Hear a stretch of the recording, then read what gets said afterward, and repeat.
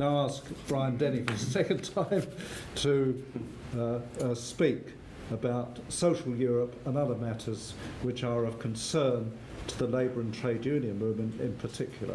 Brian. Thanks, Chair. Well, it's nice to be here amongst friends. It's nice to be the third speaker because the first two speakers made my job a whole lot easier. In terms of talking about democracy and the progressive case against what the EU is doing, and then Horst, of course, who highlighted the role of German imperialism in all this, and Horst, you're certainly not an ugly German. I don't think anyone in this room thinks you are. I'll be speaking about the state of the labour movement and the democratic movement and the case for getting out in the trade union and labour movement. Since the Tory party won the election, in my opinion, on the basis of saying, giving the British people the chance to vote, and the Labour Party had a suicidal position of being against that, and that's why we've got a Tory government with a 24% Europhile Tory government at the moment, because of that. Since then, Leave groups have got together and they've talked about discussions, and it's quite clear, every analysis that I've heard is that if the labour movement doesn't vote to leave, we're going to lose this referendum. There's 6 million trade unionists in this country, and if they don't mobilise and if they don't vote the right way, then we're going to be staying in. And that's generally, I haven't spoken to anyone who doesn't think that's not the case. The campaign against Eurofederalism has fought a hard battle for over many, many years, decades even, in a very hostile environment.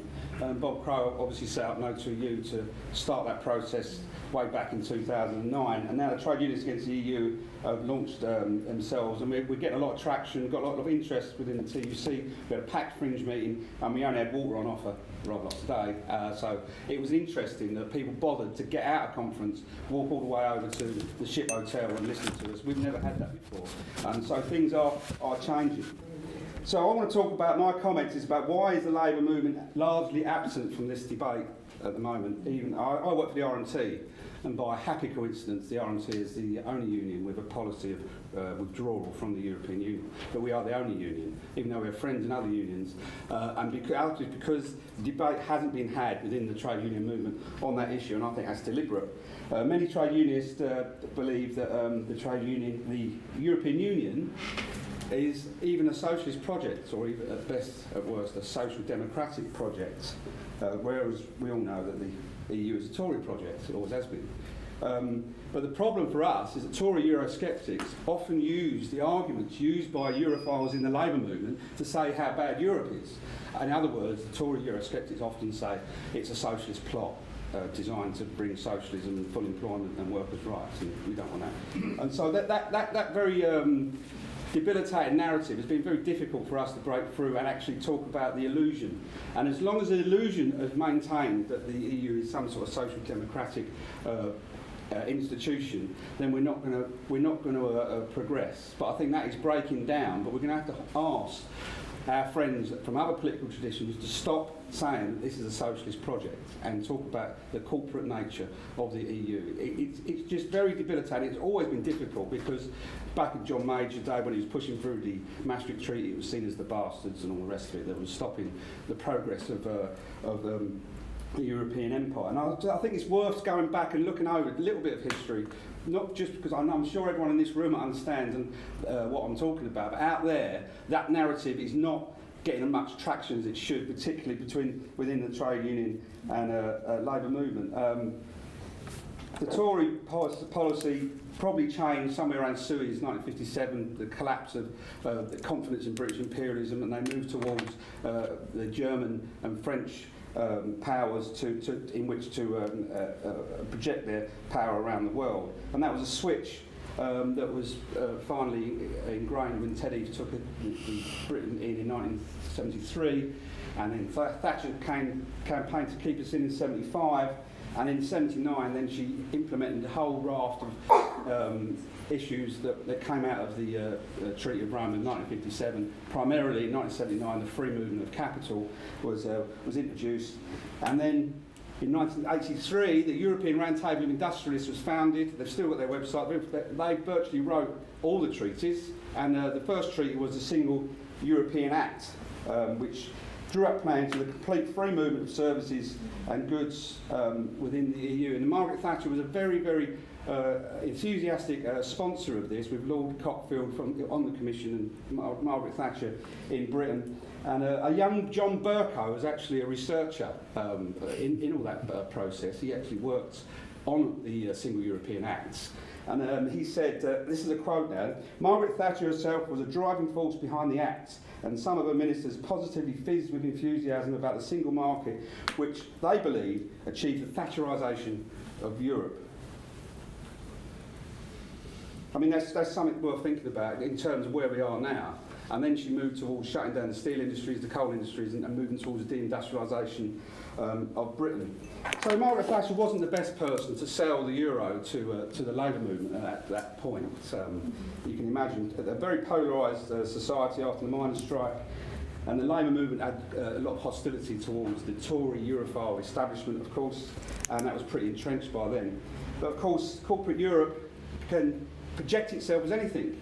It can be as right-wing as you like, it can be as left-wing as you like, and use any rhetoric it can in order to sell its products. And that's what it does, it's selling its products, which is obviously corporate empire, and they're very good at marketing themselves. And the whole social Europe agenda was actually a marketing exercise from the beginning, because they recognised that Thatcher wouldn't be the one to sell the euro to trade unionists. So, we had Jacques Delors came to the TUC in 1988, a very demoralised trade union movement, and he made an infamous speech, and he said, if British trade unionists, and I think it was the same in Denmark as well, although I'm not au fait with that, if trade unionists supported the completion of the single market and supported Euro membership, it would deliver a social model compatible to trade union aspirations of full employment and workers' rights and improvement of the weather. I mean, it doesn't matter what it is, but it's just selling a product, right? So this was a completely unfounded mantra. It had no kind of base, like most marketing. It had no base in reality. It was just a marketing exercise. And a campaign against Eurofederalism actually produced this pamphlet, which is a collection of essays from over the years trying to expose that, called Social Europe is a Con. And one of the people that was at that conference was Bob Crow, as a young man, and he was shocked to see an entire generation of trade union officials kind of sort of body snatched, and they just switched and said, the euro is going to give us everything. And it was quite convenient, because then they don't have to do anything but just go to Brussels and come back. And social partnership and the whole rhetoric, which is what all it was the idea that socialism has moved to a higher level, and that it's going to move into, relentlessly move towards a more fairer society. Bob Crow thought it was extraordinary at the time, because he thought, without any class struggle, we've won. Is that right? Is that what's happened? We've won. It's all over, is it? And they actually ignored him, and he was actually ostracised, and they tried hard to keep him off the General Council, because he just sat there and said the Emperor has new clothes, and he said it over and over again. And he was very resented by it. And the TUC is still saying we're going to move towards a better world through the institutions of the European Union. And then another example of that is actually the ERT itself, which actually wrote the Single European Act and all the other treaties, and a Secretary General called Keith Richardson. It really did. Was so mendacious, and he actually honestly explained why the social chapter was useful and the idea of social Europe was useful. And I'll just read this quote out. I won't read many quotes out. If politicians feel it is important to get the chapter referring to the desirability of full employment, and they think it will help public opinion, we don't really object, providing, of course, that it remains related to aspirations. In other words, it's just a lie. Okay? And he's openly saying it's a lie, and we don't care, because it's a way of selling the ideas to 8 million trade unionists at the time. And it got even weirder, because then by '89 the Berlin Wall came down, and Margaret Thatcher changed her mind, and she famously went to Bruges and made her speech and said she didn't actually like the EU, even though she spent her whole life constructing the whole thing. And then Dennis Skinner famously said Margaret Thatcher was kicked out like a dog in the night, and they brought in John Major, one of the most EU fanatical prime ministers this country has ever seen. Very hostile to democratic politics, and very into the idea of promoting EU directives as a way forward. Interestingly, he actually used an EU directive to privatise the railways in EU Directive 91440 in 1994, something that Margaret Thatcher was also refused to do. And so he was in front of the curve in terms of being far to the right of Margaret Thatcher.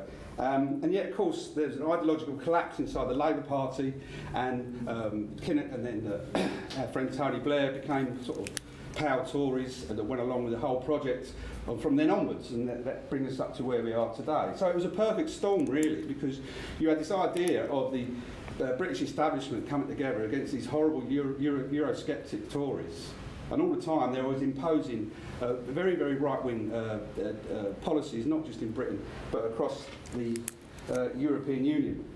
And the European TUC today, which weirdly enough actually campaigned in Greece for a yes vote for more austerity. They actually went to Greece and campaigned for more austerity. They went into a sovereign country and said, you must vote for more austerity. And the Greek people rejected it, but obviously other ways were brought in to sell more austerity to people. So what has happened to social Europe?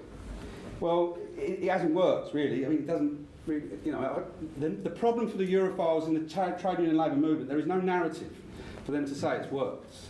I mean, Liz Kendall was the right-wing Labour candidate, and she said one of her red lines was, we must stay in the European Union. And in one programme I thought, she said, well, why must we do that? Basically she said, I don't know really, it's just So it's been a disaster. Obviously, I mean, we can talk about the number of unemployment. I mean, it is just a mess across the European Union. I mean, unemployment is ballooning everywhere, and suicide rates in Greece are over 40,000 a year, and it's just, it goes on and on. I won't dwell on that too much, but the interesting thing about, for us, is agency workers. And what the EU is doing is imposing agency workers onto the workforce. There are over 1 million agency workers in this country today, and they've done that by using a thing called the Agency Workers Directive, which actually enforces agency work and gets rid of permanent jobs in favour of zero-hour contracts. And it's actually a policy of the EU to do that. And it's also abolishing collective bargaining as a concept. In Romania, before it had a bailout, there was 98% coverage of collective bargaining. Now it's about 20%. Catastrophic decline in collective bargaining. Where there's no collective bargaining, there's a catastrophic decline in wages. And that's why people are fleeing those countries and moving somewhere else to where wages are higher. So it is actually an EU policy. And when you talk to Polly Toynbees and the lefties that love, and the lovies that love the EU so much, and you talk to them about the Agency Workers Directive, they insist it's a good thing because it defends agency workers. Well, it doesn't. It doesn't. It only kicks in after 12 weeks.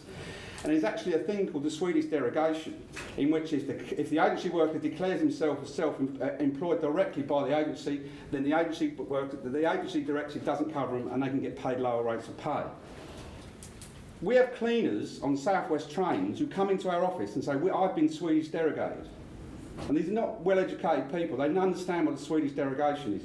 You talk to Polly Toynbee and any Guardianista, they've never heard of it, and they're not interested because it doesn't fit the fake narrative that's been rammed down people's throats. And people don't know, and you can't blame people for for falling for it, really. And so the whole thing is a whole litany of criminal attacks on workers' rights, and that's not enough. There's the European Court of Justice has made a number of rulings saying, for instance, in the Laval case, Swedish building workers were on a building site and they brought in Latvians, paying them a third of the pay. So they blockaded the site and said, you can't do that. We've got a national agreement. We're defending our national agreement that's been agreed at a national level. So they went to a court.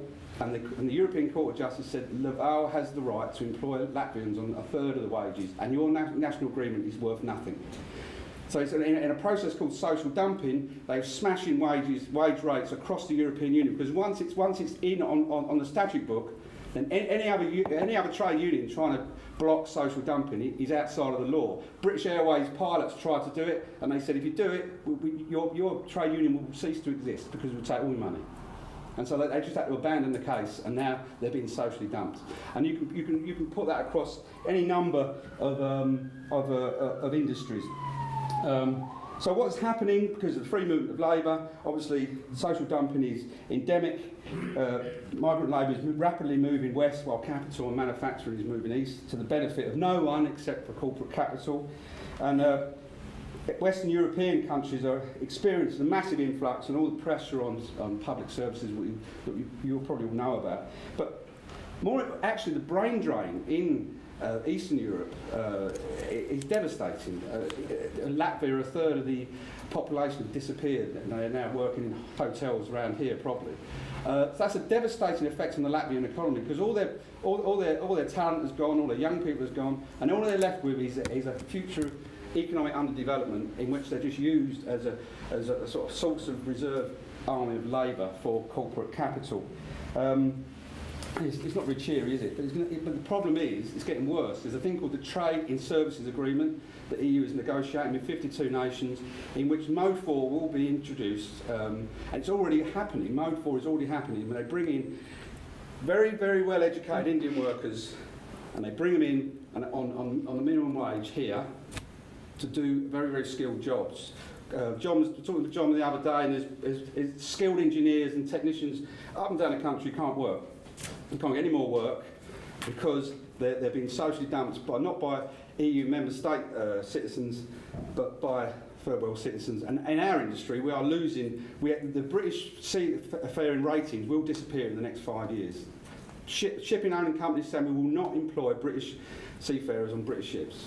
And they can say that under the law. Okay, we'll finish that now. So anyway, that's enough of that. But we should turn this referendum into a referendum on corporate globalisation. People don't like it. People don't like TTIP. They don't like TISA. They don't like all the other trade deals. They don't like what's been done to them. But they haven't got a narrative in which to express themselves, and it's fear that's been used against them. So that if they say anything, they're some sort of racist. We have to change that mentality, and we have to fight against corporate power and for national democracy. Thank you very much.